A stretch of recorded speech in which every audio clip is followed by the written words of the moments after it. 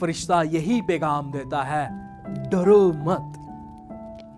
ज़करिया को, जो हजरत यहया का वालिद है, उसको फरिश्ता कहता है डरो मत ज़करिया, क्योंकि तुम्हारी दुआ सुनी गई। मरियम से डरो मत मरियम, क्योंकि तुमने खुदा के हजूर फजल पाया।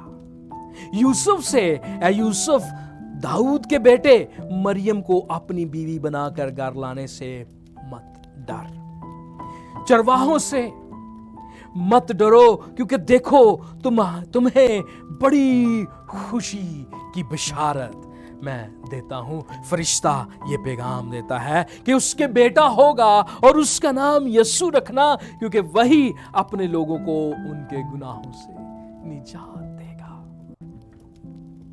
रोमियो 5 बाब और उसकी 17वीं आयत यहां पर खुलासा पेश करती है, क्योंकि जब एक शख्स के गुनाह के सबब से मौत ने उस एक जरिया से बादशाही की, तो जो लोग फजल और रास्तबाजी की बख्शिश इफरात से हासिल करते हैं, वो एक शख्स यानी यीशु मसीह के वसीला से हमेशा की जिंदगी में जरूर ही बादशाही करेंगे।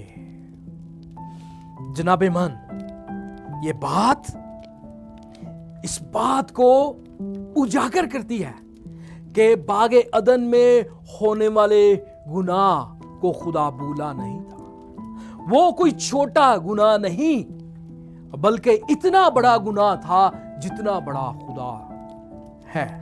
और खुदा जानता है कि आदम अपने नेक इमाल से निजात नहीं पा सकता, इसलिए वो डरता है।